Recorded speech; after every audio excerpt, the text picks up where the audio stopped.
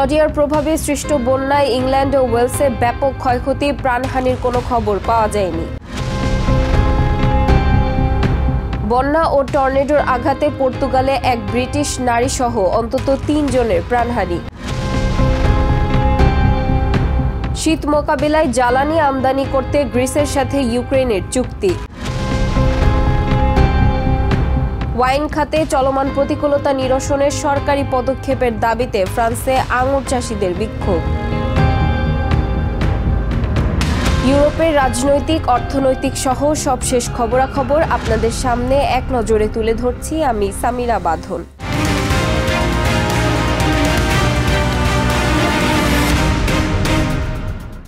ঘূর্ণিঝড় ক্লডিয়ার প্রভাবে ইংল্যান্ড ও ওয়েলসের বেশ কয়েকটি এলাকায় শক্তিশালী আকস্মিক বন্যা আঘাত হেনেছে।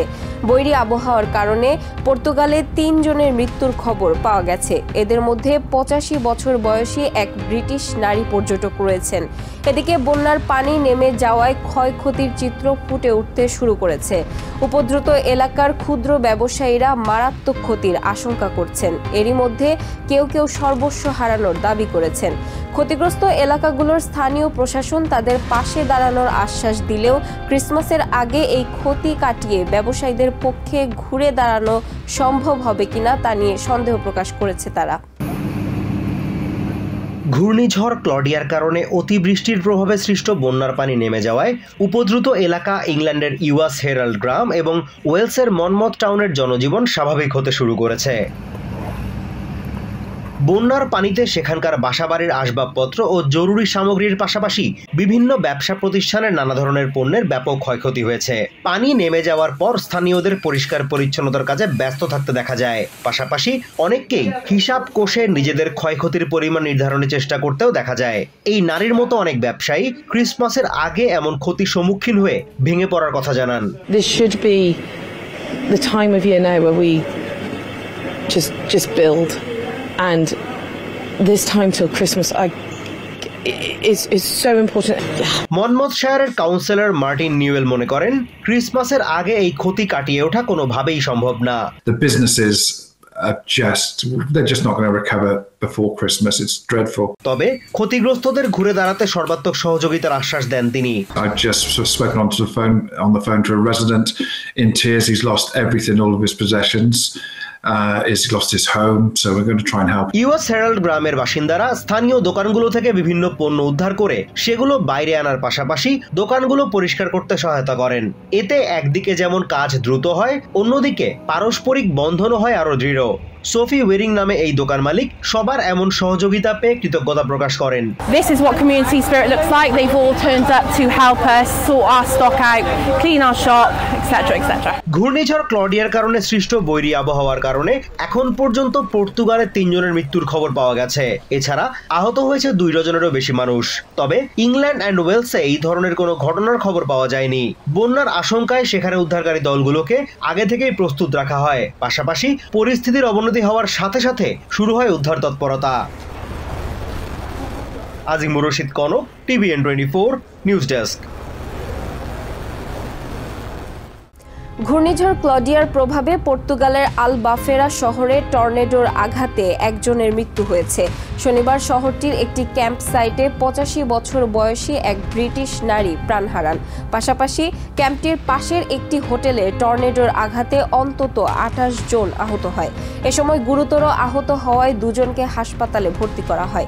এদিকে বৈরী আবহাওয়ার কারণে প্রাণহানির ঘটনায় শোক প্রকাশ করেছেন পর্তুগালের প্রেসিডেন্ট ও প্রধানমন্ত্রী। পর্তুগালের দক্ষিণাঞ্চলীয় আলবাফেরা শহরে ঘূর্ণিঝড় ক্লডিয়ার কারণে সৃষ্ট টর্নেডোর আঘাতে ৮৫ বছর বয়সী ব্রিটিশ নারী পর্যটকের মৃত্যুতে শোক প্রকাশ করেছেন পর্তুগালের প্রেসিডেন্ট মার্সেলো রেবেলো ডি সাউজা। পাশাপাশি ওই নারীর পরিবারের সদস্যদের প্রতি সমবেদনাও জানিয়েছেন তিনি। এই দুঃখজনক পরিস্থিতিতে প্রয়াত নারীর পরিবার এবং আহতদের প্রতি আমি আমার সমবেদনা ও সহমর্মিতা প্রকাশ করছি। ঘটনাস্থল পরিদর্শন করে শোক প্রকাশ করেছেন দেশটির প্রধানমন্ত্রী লুইস মন্টেনিগ্রো। এটি অত্যন্ত কঠিন মুহূর্ত, এখানে একজনের মৃত্যু হয়েছে। আমি স্বাভাবিকভাবেই খুবই দুঃখিত। আমরা পুরো সিভিল প্রোটেকশন কাঠামো দিয়ে পরিস্থিতি পর্যবেক্ষণ করছি এবং পরবর্তী করণীয় ঠিক করতে কাজ করছি। পর্তুগালের ইমার্জেন্সি সার্ভিসেস কর্তৃপক্ষ জানিয়েছে আলবাফেরার একটি ক্যাম্পিং সাইটের টর্নেডোর আঘাতে সেখানে থাকা বেশ কয়েকটি কারাভান বিধ্বস্ত হয়। ওই ক্যাম্পিং সাইটে ব্রিটিশ নারীর প্রাণহানির ঘটনা ঘটে বলে নিশ্চিত করেছে স্থানীয় সিভিল প্রোটেকশন ডিপার্টমেন্ট। ওই ক্যাম্পের পাশের একটি হোটেলও টর্নেডোর আঘাতে ক্ষতিগ্রস্ত হয়। এ সময় হোটেলটিতে অবস্থানকারী 28 অতিথি আহত হয়, যাদের মধ্যে দুজনের অবস্থা আশঙ্কাজনক। আলবাফেরার মেয়র রুই ক্রিস্টিনা জানান, স্থানীয় কোনো বাসিন্দা বাস্তুচ্যুত হয়েছেন বলে এমন কোনো খবর তাদের কাছে নেই। কেউ বাস্তুচ্যুত হয়েছে কিনা সেই বিষয়ে আমরা এখনো কিছুই জানি না। দিন শেষে আমরা তা জানতে পারবো। তবে যদি এমন কেউ থেকে থাকে তবে তাকে সহায়তায় সম্ভাব্য সবকিছু করবে সিটি কাউন্সিল। ক্লডিয়ার প্রভাবে সৃষ্ট বৈরী আবহাওয়ার কারণে আরও অন্তত দুজনের প্রাণহানির খবর পাওয়া গেছে। বন্যা কবলিত ফেরনাও ফেরো এলাকার একটি বাড়ি থেকে এক প্রবীণ দম্পতির মরদেহ উদ্ধার করা হয়েছে। উদ্ধারকারীদের ধারণা, রাতের কোনো এক সময় ঘুমন্ত অবস্থায় পানিতে ডুবে মারা যান তারা। ওই এলাকাটি লিসবনের ট্যাগাস নদীর অপর পাশে অবস্থিত। Azimur Rashid Kanak, TVN 24 news desk. আসন্ন শীত সামনে রেখে গ্রিসের কাছ থেকে জ্বালানি কিনতে যাচ্ছে ইউক্রেন। রবিবার ইউক্রেনের প্রেসিডেন্ট ভলোদিমির জেলেনস্কি এথেন্স সফরকালে গ্রিক প্রেসিডেন্ট কনস্ট্যান্টাইন টাসুলাসের সাথে বৈঠকে দুই দেশ এই বিষয়ে সম্মত হয়। অবশ্য বৈঠকের আগেই সামাজিক মাধ্যমে প্রকাশিত এক ভিডিও বার্তায় এই বিষয়টি সম্পর্কে জানান জেলেনস্কি। বৈঠকে ইউক্রেনের দুর্দিনে তাদের পাশে দাঁড়ানোর জন্য গ্রিক প্রেসিডেন্টের প্রতি কৃতজ্ঞতা প্রকাশ করেন জেলেনস্কি। পাশাপাশি প্রেসিডেন্ট টাসুলাসও ইউক্রেনের প্রতি সমর্থন অব্যাহত রাখার অঙ্গীকার করেন। প্রেসিডেন্ট টাসুলা, আপনি জানেন শীত আসছে। এটি ইউক্রেনের জন্য কঠিন এক সময়। অনেক চ্যালেঞ্জ আমাদের সামনে দাঁড়িয়ে আছে। প্রতিদিনই হামলা হচ্ছে, কখনো ড্রোন, কখনো ক্ষেপণাস্ত্র। তাই প্রথমেই আমরা আপনাকে আপনার সহায়তার জন্য ধন্যবাদ জানাই। আমরা কয়েক মাস ধরে জ্বালানি খাতে আমাদের দ্বিপাক্ষিক সহযোগিতা নিয়ে আলোচনা চালিয়ে যাচ্ছি। আশা করি এই আলোচনা আমাদের সবার জন্যই আরো ফলপ্রসূ হবে। ফ্রান্সের দক্ষিণাঞ্চলীয় বেজিয়ে শহরে বিক্ষোভ করেছে কয়েক হাজার আঙুর চাষি। শনিবার অনুষ্ঠিত এই বিক্ষোভ থেকে চাষিরা দেশটির ওয়াইন খাত ঘিরে সরকারের বিভিন্ন নীতিমালা পরিবর্তনের দাবি তোলেন। ওয়াইনের দাম কমানোর বিরুদ্ধে স্লোগান দেওয়ার পাশাপাশি আঙুর উৎপাদনের ওপর জলবায়ু পরিবর্তনের প্রভাব মোকাবেলায় সরকারের প্রতি কার্যকর পদক্ষেপ নেয়ার দাবিও জানান তারা। বিক্ষোভকারীরা মনে করে অন্য দেশের সস্তা কৃষিপণ্য ফ্রান্সের বাজারে প্রবেশাধিকার পেলে তা হবে দেশের কৃষিখাতকে ধ্বংসের শামিল। ওয়াইনের দাম কমানো, বিদেশি ওয়াইন ব্যবসায়ীদের সাথে অসম প্রতিযোগিতা, ওয়াইন ব্যবসার নিয়ম আরও কঠোর করা এবং আঙুর উৎপাদনের ওপর জলবায়ু পরিবর্তনের নেতিবাচক প্রভাবের প্রতিবাদে ফ্রান্সের বেজিয়ে শহরে বিক্ষোভ করেছেন হাজার হাজার আঙুর চাষি। আয়োজকদের দাবি, অন্তত 6000 আঙুর চাষি এদিনের বিক্ষোভে অংশ নিয়েছেন। তবে স্থানীয় প্রশাসন মনে করে এই সংখ্যা কোনোভাবেই 4000-এর বেশি না। সবুজ ও কালো ধোঁয়ার স্মোক বোম ফাটিয়ে এবং ইউনিয়নের পতাকা উড়িয়ে আঙুর চাষিরা বর্তমান পরিস্থিতি মোকাবিলায় সরকারের সরাসরি হস্তক্ষেপ কামনা করেন। তারা মনে করেন সরকার কার্যকর পদক্ষেপ না নিলে চাষিদের ওপর বিদ্যমান অর্থনৈতিক চাপ আরও বাড়বে। চলতি বছর ফ্রান্সে আঙুর উৎপাদন উদ্বেগজনক হারে কমেছে। পক্ষান্তরে গত 6 বছরে চাষের খরচ বেড়েছে 25%।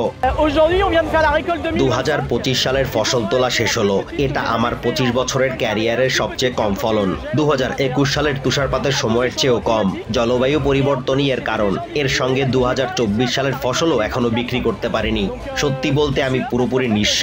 সেলার ঘরে 3 ট্যাঙ্ক ওয়াইন পড়ে আছে, কিন্তু দাম 15 বছরেও বাড়েনি। আর গত 6 বছরে খরচ 25% বেড়ে গেছে।